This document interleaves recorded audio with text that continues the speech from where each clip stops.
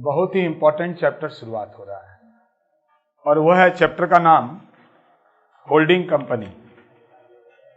ठीक है, ये जो होल्डिंग कंपनीज आपको हम करवा रहे हैं क्यों बेहतरीन है, इसमें इतने कैलकुलेशन होते हैं कि लोग परेशान हो जाते हैं, बट किसी भी सम्स का हम 5 ही कैलकुलेशन करवाएंगे, 1 2 3 4 5 और 5 कैलकुलेशन में पूरा होल्डिंग कंपनी फिनिश्ड हो जाएगा। कोई 10 कराता है, कोई 12 कराता है, हम कितना कराएंगे? 5। तो चीजों को बढ़िया से समझो। आइए शुरू करते हैं। चैप्टर का नाम लिखो,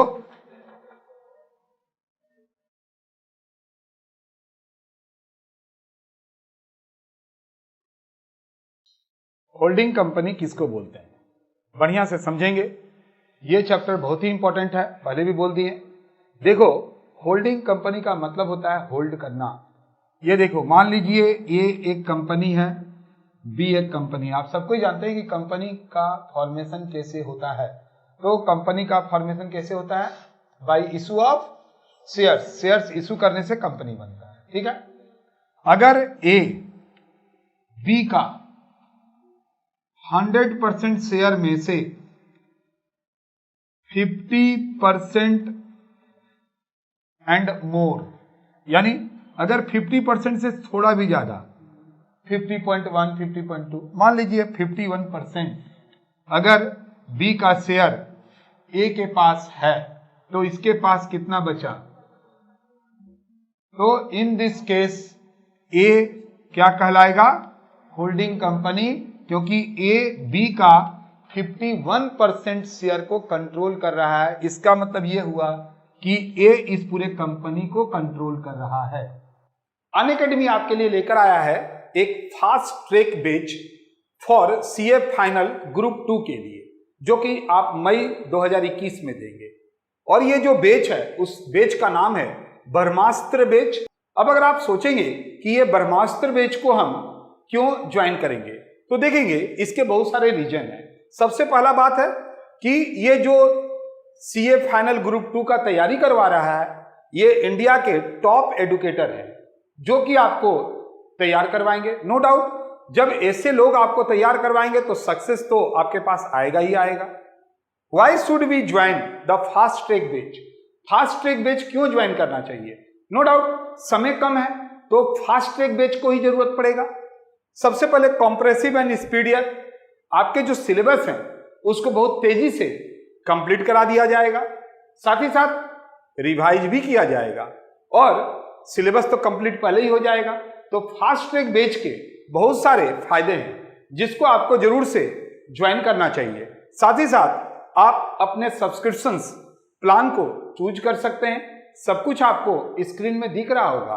अगर आप कुछ बचत करना चाहते हैं, सेव करना चाहते हैं, तो आपको कम्बो सब्सक्रिप्शंस लेना चाहिए।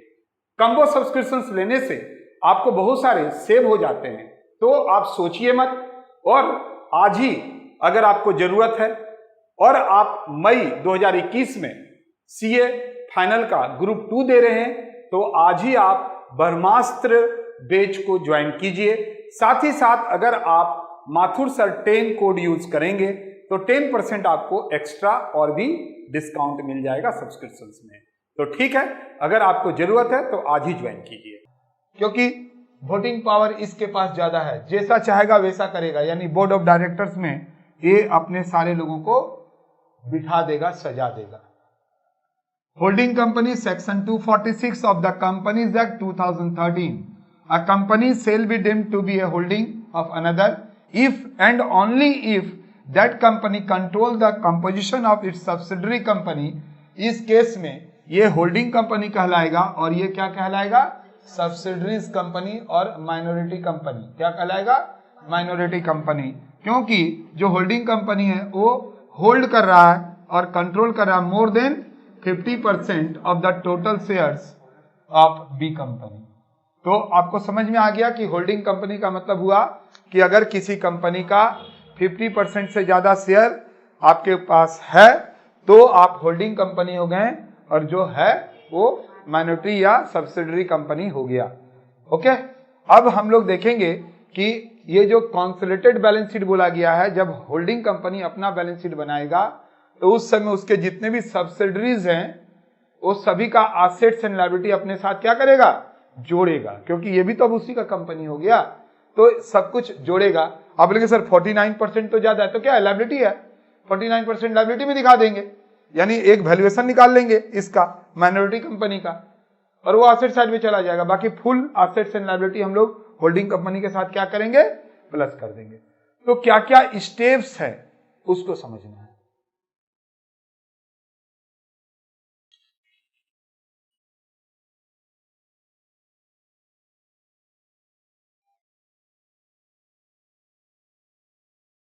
देखो एक बात बता देते हैं, अगर स्टेप समझ गए तो पूरा पेज खत्म, स्टेप नहीं समझे कहानी खत्म, ठीक है। इसलिए स्टेप समझो। पहले ही बता दिए कि अभी तक का जो चैप्टर था उसमें कोई प्रॉब्लम नहीं था। ये चैप्टर भी इजी है, लेकिन किसी से भी पूछिएगा तो बोलेगा होल्डिंग कंपनी को हम तो सोच रहे हैं छोड़ दें। कैसे सोच रहे हैं छोड़ देंगे, फिर किसको लेकर चलेंगे। इसीलिए देखिए काफी इजी है, बहुत ही मजेदार ढंग से आप सीखेंगे यह चैप्टर को, और मैं गारंटी दे रहा हूं आपको यह चैप्टर आप दूसरे को चलते बुलते बता सकेंगे। सोच के देखिएगा, आप इसको मिला लीजिएगा, कॉलेज में सारे लोग आपके फ्रेंड बोलेंगे जो कहीं पर और पढ़ रहे हैं, वो बोलेंगे कि हम तो होल्डिंग कंपनी को छोड़ रहे हैं, तो आप बोलेंगे वही बात जो आप बीआरएस में बोले थे। बीआरएस लोग बोलता था छोड़ देंगे, और आप क्या बोलते थे, आप में से मैक्सिमम लोग क्या बोलते थे, बीआरएस हम पहले बनाएंगे। आइए उस चीज को देखते हैं यहां पर।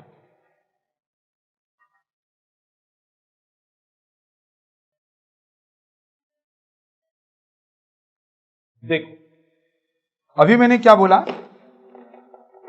एक एक चीज को समझना है। पहला स्टेप रेशियो ऑफ शेयर्स निकालना है कि आपके पास यानी होल्डिंग कंपनी के पास कितना रेशियो है एंड सब्सिडरी कंपनी के पास कितना है। इसी का नाम है रेशियो ऑफ कंट्रोल। आप कितना परसेंट तक कंट्रोल करते हो, इसी का एक नाम और है डिग्री ऑफ कंट्रोल, ठीक है। तो कैसे पता चलेगा, अरे इतना बड़ा बात नहीं है, छोड़ो हटाओ, सिंपल सा बात है, बताइए। मान लीजिए आप हैं होल्डिंग कंपनी, किसी कंपनी का 70% शेयर अगर आपके पास है तो 70% आपके पास हुआ, तो उसके पास कितना बचा, तो 70 और 30 का रेशियो हो गया, कंट्रोल मेरा 70% है। अगर मान लीजिए ऐसा दिया परसेंटेज में 80 बोल दिया तो 80 मेरे पास, 20 उसके पास, तो रेशियो हो गया 80-20 यानी 4:1। और अगर नंबर ऑफ शेयर से बोल दिया कि एक कंपनी है उसके पास 1 लाख शेयर है, 70,000 आपने खरीद लिया, तो 70,000 आपके पास है, तो उसके पास कितना बचा, तो आप रेशियो नहीं निकाल सकते हैं। कितना बड़ा बात है रेशियो निकालने में, तो पहला स्टार्टिंग यहीं से होगा, क्योंकि रेशियो जब तक नहीं निकलेगा तब तक जो सब्सिडरी कंपनी है उसका जितना कुछ है सब तो बांटना पड़ेगा ना आपको। किस रेशियो से बांटना पड़ेगा, जो रेशियो निकलेगा कंट्रोल का। तो देखिए यहां पर मैंने कुछ एग्जांपल दिया, ए लिमिटेड, बी लिमिटेड। अब देखो यहां पर ध्यान से, ए लिमिटेड ने कितना शेयर परचेज किया, कितना था, तो इसके पास 24,000 हो गया, और इसके पास कितना बचा फिर। अब आप बोलेंगे सर 6,000 कैसे बचा, तो बढ़िया से समझो 6,000 कैसे बचा, 30,000 में 24,000 आप ले लिए तो 6,000 इसके पास बचा, तो रेशियो क्या होगा, 3 कट गया,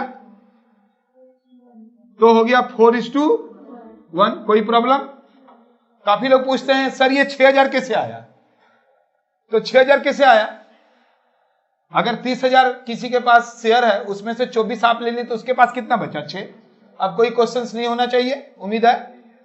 आइए तो ये ए नंबर का रेशियो निकाल दिए। बी नंबर का क्या होगा, अरे बी के पास जितना शेयर था उसका 80% आपके पास है, तो 20% किसके पास हुआ, उसके पास।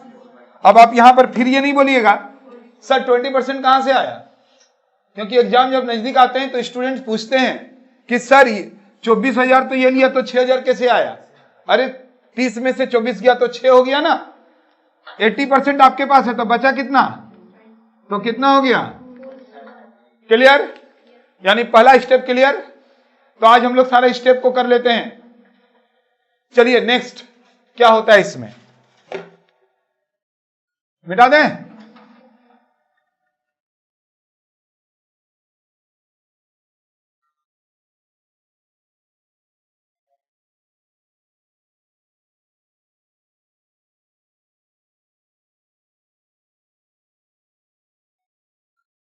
बोलो, बोलना शुरू करें।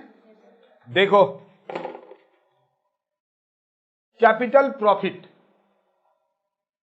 लॉस भी हो सकता है, और pre acquisition profit and post acquisition profit. सबसे पहले आपको क्या करना पड़ेगा, आप मान लीजिए किसी कंपनी का शेयर को खरीदेंगे, तो ऐसा नहीं है ना कि आप जनवरी में ही खरीदेंगे। हम अकाउंटिंग ईयर मान ले रहे हैं जनवरी टू दिसंबर, समझाने के लिए, वैसे अप्रैल टू मार्च होता है, हम जनवरी टू दिसंबर आपको मान लेते हैं। तो क्या आप हर समय जनवरी में खरीदेंगे? आप जनवरी में भी खरीद सकते हैं, फरवरी में भी खरीद सकते हैं, मार्च में भी खरीद सकते हैं। मतलब ड्यूरिंग द ईयर कभी भी किसी कंपनी का शेयर आप परचेज कर सकते हैं, आप होल्डिंग कंपनी बन सकते हैं। उस कंडीशन में क्या होगा, उस कंडीशन में यह होगा कि मान लीजिए अगर आप जनवरी में खरीदते हो तो प्री कितना होगा, पोस्ट कितना होगा। आप बोलेंगे सर पहले प्री पोस्ट बताइए ना। अरे प्री का मतलब हुआ जिस दिन आप शेयर खरीद रहे हो उस दिन कंपनी का जितना भी रिजर्व है वो प्री हुआ, और इसके बाद काम तो करेगा ना कंपनी, बंद थोड़ा ना हो जाएगा। आपने उसके शेयर को खरीदे हैं, कंपनी तो चलता रहेगा ना। तो उसके बाद जो वो प्रॉफिट जनरेट किया वो क्या कहलाएगा, पोस्ट। तो प्री को अलग करना पड़ता है, पोस्ट को अलग करना पड़ता है। जो प्री रहता है, जिस दिन आप शेयर लेते हैं, आप शेयर का कीमत ज्यादा करके क्यों देते हैं, क्योंकि उसके पास जो रिजर्व है, मान लीजिए एक शेयर है 10 रुपये का और रिजर्व है 90 रुपया, तो उस शेयर का कीमत 10 नहीं हुआ, रिजर्व भी तो part of profit share holder का ही है। यानी मार्केट में जो शेयर के दाम 1 रुपये के शेयर या 10 रुपये फेस वैल्यू का शेयर 1000 रुपया 2000 5000 में चलता है, और ड्यू टू क्यों चलता है, क्योंकि उसके अगेंस्ट में रिजर्व है। ओके, बात आया, क्लियर हुआ। तो यहां पर उसको छोड़िए शेयर का दाम, यहां पर देखिए प्री एंड पोस्ट को हम लोग समझेंगे। प्री का मतलब हुआ जिस दिन आप शेयर खरीद रहे हैं उस दिन जितना प्रॉफिट है वो प्री हुआ, ठीक है। तो प्री भी तो सब नहीं ना होगा आपका, कितना होगा आपका प्री, आपका प्री होगा जितना आपका शेयर है, 80% है तो 80, 70 है तो 70 प्री। तो प्री निकाल लो, पोस्ट निकाल लो, ठीक है। तो जनवरी रहेगा तो बहुत ही आसान होगा, जनवरी में जितने भी हैं वो प्री हो गया, बाद का पोस्ट हो गया। जैसे यहां पर देखिए, यहां पर हम वही बात को कायम रखेंगे, कंट्रोल 80% और 20% आया था ना, 4:1, वही चीज को हम यहां पर रखे हैं। ऑन 1 जनवरी ए लिमिटेड ने एक्वायर किया शेयर वही 80%, ठीक है ना। ऑन दैट डेट यानी 1 जनवरी को जब ए लिमिटेड ने बी लिमिटेड का शेयर एक्वायर किया था 80%, तो देखो यहां 30,000 शेयर हुआ ना। तो अभी हम लोग किए थे ना दो तरह से, कितना किए थे देखिए, 24,000 और 6,000, 80% भी बोल सकता है। तो 1 नंबर के साथ हम 2 नंबर जोड़ रहे हैं, ठीक है ना। बोलता है जब 1 जनवरी को ए लिमिटेड ने 80% शेयर एक्वायर किया था बी लिमिटेड का, उस दिन बी लिमिटेड के पास 20,000 का क्या था, पीएल था, और 10,000 का क्या था, जनरल रिजर्व था। तो ये प्री हो गया, ये क्या हो गया, प्री, पीएल। तो अगर हम आपसे पूछेंगे बताओ पोस्ट कितना हुआ, तो यहां देखो 20,000 और यहां पर कितना है 50,000। तो हम आराम से बोल सकते हैं कि 20,000 प्री है, तो 50 में से 20 गया तो 30,000 पोस्ट है। इसी तरह से जनरल रिजर्व 10,000 था, अभी यहां 25,000 है, इसका मतलब 10,000 प्री हो गया, और बाकी जो 25 में से 10 गया तो 15,000 क्या हो गया, पोस्ट। तो प्री पोस्ट आप नहीं कर सकते हैं, कर सकते हैं कि नहीं। बट देखिए जब बीच में करता है तब क्या होता है, ये देखो अगर 1 अप्रैल को करेगा तो प्री कितना होगा, ए लिमिटेड ने एक्वायर किया, कितना किया, आप बोलेंगे सर लिखे नहीं, वही 80%, स्टेप नंबर 1 वाला। तो देखो 1 अप्रैल को किया, तब कैसे करेंगे, तब हम लोग करेंगे, ये 20,000 तो है ही प्री में, जनवरी का तो 20,000 प्री में ही लिख के बताएं, पीएल ये तो प्री का है ही, प्लस हम लोग जनवरी में तो नहीं ले रहे हैं, अप्रैल में ले रहे हैं, 3 महीना के बाद। तो देखो 20 में से 50 गया तो 30,000 ड्यूरिंग द ईयर हुआ। 30,000 कितना महीना में कमाया, 12 महीना में। तो 12 महीना में जो 30,000 कमाया, अब यहां पर पीएल हम लोग कब ले रहे हैं, अप्रैल में, तो 3 महीने का प्री में जाएगा और 9 महीने का किस में जाएगा, पोस्ट में जाएगा। तो ये जो 20,000 और 50,000 जो डिफरेंस हुआ 30,000, अब 30,000 का भी 3 महीने का उसमें जोड़ देंगे और 9 महीने का इसमें जोड़ देंगे, तो 30,000 का कितना हो जाएगा, बोलिए 12 महीने का हुआ तो 3 महीने का कितना, 7,500 बोल रहे हैं ना। और फिर 30,000 12 महीने का तो 9 महीने का कितना, कितना हो रहा है बोलिए? 22,000 7,500। तो कहने का मतलब है कि अगर यहां पर अगर डेट चेंज होगा तो प्री क्या हो जाएगा? ये तो प्री था ही, और ड्यूरिंग द ईयर जितना कमाए उसको भी आप क्या करेंगे? 2 भागों में बांटेंगे। हम यहां से थोड़ा अभी एक समझा दिए, बट हम यहां थोड़ा मिटा देते हैं, यहां समझाने का कोशिश करते हैं तो थोड़ा अच्छा रहेगा, सब कुछ ज्यादा विजिबल होगा, क्योंकि आप तो यहां पर ऑफलाइन पढ़ रहे हैं, बट जो ऑनलाइन पढ़ रहा है उसके लिए भी हमको बहुत कुछ सोचना है। आगे देखो, ये आया समझ में? अब देखो यहां बताइए तो कब शेयर लिए? तो अगर हम सिर्फ आपको बोलेंगे बताओ प्रॉफिट एंड लॉस प्री कितना हुआ, प्री, ये तीसरा नंबर का बोल रहे हैं हम, तीसरा नंबर का, तो आप आराम से बोल सकते हैं सर ये तो 20,000 पीएल का पहले से था ही, ओके। और आपने शेयर कब लिया? जुलाई, 6 महीना। तो इसका मतलब यह हुआ कि ड्यूरिंग द ईयर पीएल हम लोग यहां पर 6 मंथ का लेंगे, जैसे अभी 3 मंथ का ले रहे थे, तो 50 के ऊपर मत लेना। अरे 50 में से तो 20 पहले ही चला गया बाबू, तो बचा 30,000 रुपया 12 महीने का, हम 6 महीने का लिए तो 15,000 प्री में जाएगा, 20 और 15 35,000। तो पोस्ट में क्या जाएगा? अरे जब प्री निकालेंगे तो पोस्ट आराम से निकाल सकते हैं हम। 30,000 का 6 महीने का ये जो हुआ वो 15,000 रुपया पोस्ट में, कुल मिला के रहेगा 50,000 है ना। अब बताइए 31 दिसंबर, बोलिए आपने शेयर कब लिया? तो सारा प्री हो जाएगा। आप बोलेंगे सर 20,000 ये ठीक है, और 50 में 20 गया 30, तो पूरा का पूरा 50,000। बात क्लियर हुआ? अगर प्री निकल जाएगा तो पोस्ट निकल जाएगा। इसका मतलब यह हुआ कि यहां जो अमाउंट है ये तो लेंगे ही लेंगे।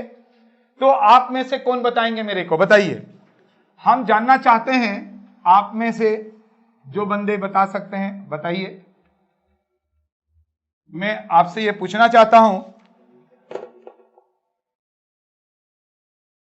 2 नंबर में प्री का जनरल रिजर्व कितना होगा? प्री का जनरल रिजर्व कितना होगा? हमने शेयर कब खरीदा? 1 अप्रैल को। प्री का कितना होगा जनरल रिजर्व? अरे ये तो 10,000 होगा ही, बोलो बोलो। प्लस जीआर कितने महीने का लेंगे? 3 महीने का, क्योंकि अप्रैल में खरीदे।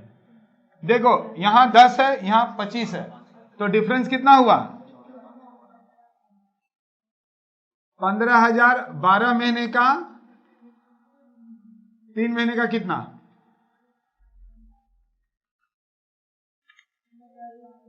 3,000, यानी प्री में हो गया 13,700। आया समझ में? अब पोस्ट पूछेंगे तो कितना होगा? ये जो 15,000 है उसको 9 मंथ का है ना। कोई दिक्कत? आइए इसको हम लोग यहां पर करके दिखाते हैं। सुनिए, इस सम्स को हम लोग, मान लीजिए आपको हम अब बोल दें कोई सम्स में अगर यहीं तक बोला निकालने के लिए कि प्री का निकाल के दिखाओ और पोस्ट का निकाल के दिखाओ, तो आप कैसे दिखाएंगे? मान लीजिए अब हम सम्स बना रहे हैं, ठीक है, मिटा रहे हैं इसको।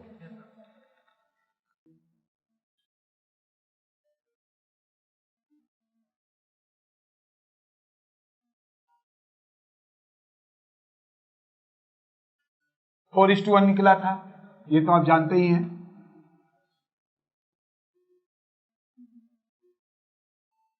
फोर इस टू 1, ये पहला स्टेप वाला बात जो एक्वायर किया था। स्टेप 3 नहीं, जो सेकेंड स्टेप लिखे हैं उसको कैसे सॉल्व करेंगे? मान लीजिए हम अब सवाल बना रहे हैं, बड़ा सवाल बना रहे हैं, तब कैसे सॉल्व करेंगे उसको दिखा रहे हैं। तो पहला ये ले लिए, पहला ये ले लिए, 24,000 6,000 बनते बाद बराबर हो गया, ये पहला हो गया। अब हम इसके नीचे दूसरा कर रहे हैं। दूसरा में हम अभी जो फर्स्ट लिए थे ना, कब लिए थे? शायद जनवरी ना, उसका बोलो पीएल कितना था, थोड़ा बोलिएगा। और जीआर कितना था?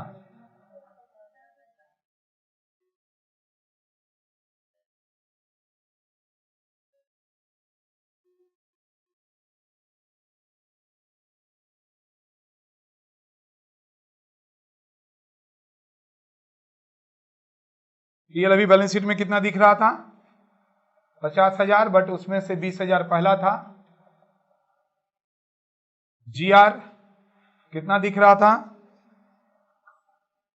बट उसमें से 10,000 पहला था।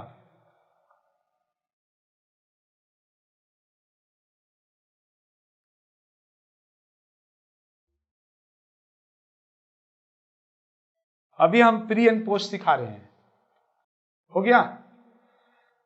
देखो मैंने अभी पहला एग्जांपल लिया था। पहला एग्जांपल क्या था बोलिए? जब आप शेयर 1 जनवरी को खरीदते हो, क्या 1 जनवरी को खरीदते हो, तब क्या होगा?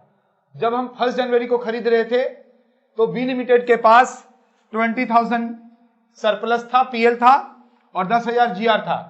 तो हमने अभी आपको बताया था कि जिस दिन आप शेयर खरीदते हो उस दिन कंपनी के पास जो भी रिजर्व रहते हैं वो प्री कहलाते हैं। तो ये मेरा प्री में हो गया। और 4:1 में कैसे बांट रहे हैं? क्योंकि ए लिमिटेड ने 80% यानी 24,000 शेयर बी लिमिटेड का परचेज किया था, तो 4:1 में बांट दिए। ए लिमिटेड का ये जो रिजर्व है 24,000 हुआ और बी लिमिटेड का कितना बच गया? 6,000 रुपया। अब हम बोलेंगे सर पोस्ट कैसे निकालेंगे? तो प्री और पोस्ट हम दोनों निकालने के लिए सिखा रहे हैं। ये जो चीज है स्टेप 2, यही सम्स का जान है। अगर इस जान को आप निकाल लिए तो सम्स फिनिश्ड हो जाएगा। इसीलिए मैंने एग्जांपल लिया। अब यहां देखो पोस्ट कैसे निकला? तो हम बैलेंस शीट में देखेंगे। बैलेंस शीट में बी लिमिटेड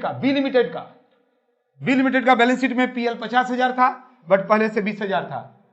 तो जनवरी के बाद ड्यूरिंग द ईयर उसने 30,000 रुपया पीएल कमाया। इसी तरह से जीआर अभी देखेंगे बैलेंस शीट में भी मैं एग्जांपल लिया था, उसमें 25,000 है, उसमें से 10,000 रुपया पहले से था, तो ड्यूरिंग द ईयर 15,000 किया, दैट इज पोस्ट। 35 और 10 45,000 हो गया टोटल। ये 45,000 4:1 में बांट दिए। तो ये पहला एग्जांपल था। दूसरा एग्जांपल शेयर कब लिए थे बोलिए? 1 अप्रैल। ये सेकेंड एग्जांपल था ना? ये भी करके लिखे थे क्या? अभी हम लोग जो लिखवाए थे क्या 1 2 लिखवाए थे? तो ये अभी 2 वाला एग्जांपल।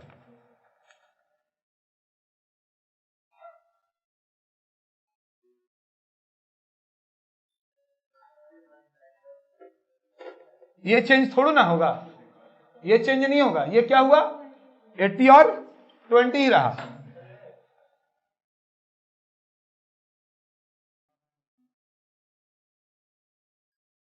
देखो सेकेंड एग्जांपल में हम लोग शेयर कब खरीदे थे? अप्रैल। मेरा जो अकाउंटिंग ईयर था वो जनवरी टू दिसंबर था। अभी अकाउंटिंग ईयर जो भी रहेगा आपके लिए तो कोई प्रॉब्लम नहीं है। अब हम समझाने के लिए जनवरी टू दिसंबर नहीं है, वैसे अप्रैल टू मार्च रहेगा। तो जो 1 तारीख का था 1 जनवरी का, उसको तो यहां लिख ही देंगे। अब ड्यूरिंग द ईयर पीएल 30,000 हुआ। कैसे? 50 था, उसमें से 20 गया, 30 12 महीने का, तो 3 महीने का कितना? क्योंकि जिस दिन हम शेयर लेंगे उस दिन तक का जो भी रिजर्व होगा वही प्री में जाएगा। समझ रहे हैं ना बातों को? तो देखेंगे तो 12 महीने का ये हुआ, तो 3 महीने का कितना? इसी तरह से जनरल रिजर्व 25 में से 10 पहले से था, तो 3 महीने का कितना? ये आ गया, दोनों में बांट दिए। पोस्ट कैसे होगा? तो ये जो आपने निकाल के रखा है, तो 3 मंथ यहां चला गया तो 9 मंथ यहां जाएगा। क्लियर? अब देखो तीसरा एग्जांपल आपने क्या लिया था? थर्ड एग्जांपल क्या लिया था? क्या 1 जुलाई। ये अब हम थर्ड वाला एग्जांपल के बारे में बात कर रहे हैं। थर्ड तो देखो क्या होगा, हम यहीं पर 1 मिनट में चेंज कर देते हैं। देखिए यहां पर सब कोई यहां ध्यान दीजिए, ये तो सेम टू सेम रहेगा, बट अभी आपने जुलाई में लिया, जनवरी फरवरी मार्च अप्रैल मई जून 1 जुलाई 1 जुलाई लिखा हुआ था, तो 6 महीने का, तो ये 12 महीने का है, तो 6 महीने का कितना कितना हो जाएगा, यहां थोड़ा निकाल के बताएंगे। और ये भी देखेंगे 12 महीने का, तो 6 महीने का कितना, 15,000 का आधा हो जाएगा 7,500, और ये टोटल भी चेंज हो जाएगा 30 15 52,500 डिवाइडेड बाई 5, तो 10,500 इसका हो गया, इंटू 4 42,000 रुपया इसका हो गया। अब यहां पर देखो 12 महीने का, तो 6 महीने का कितना हो जाएगा, तो 15,000 रुपया यहां पर, और ये भी देखेंगे कितने महीने का हो जाएगा, 6 मंथ का, तो कितना हो जाएगा 7,500, कितना हो गया 22,500, 4:1 में ही बटाएगा,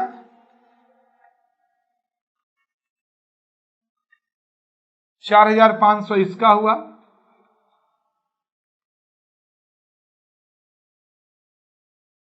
कितना आसान है, जुलाई बोला तो 6 महीने का।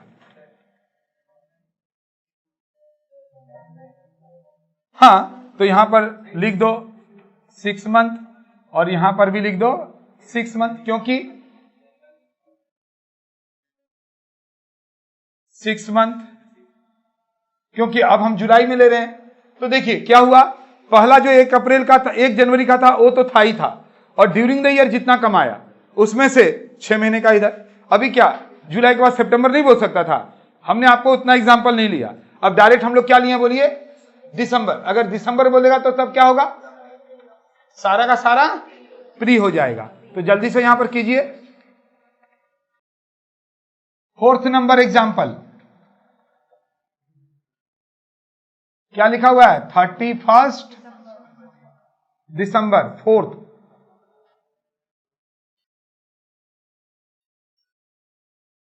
सारा प्री में चला जाएगा, पीएल कितना जाएगा, पूरे ही के पूरे।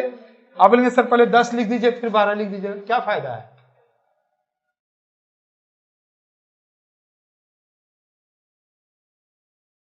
पहले से पीएल कितना था 20,000, मतलब ड्यूरिंग द ईयर जो 30,000 हुआ वो दोनों मिला के कितना हो गया, जीआर पहले से कितना था,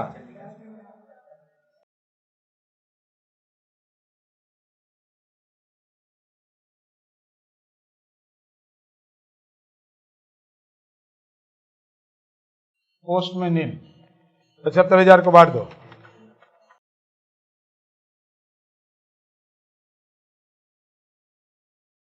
उम्मीद है यहां तक आपको पूरा समझ में आया होगा कि कंट्रोल कैसे निकालते हैं, एंड प्री एंड पोस्ट किसको बोलता है। कोई दिक्कत प्री एंड पोस्ट में नहीं होना चाहिए आपको।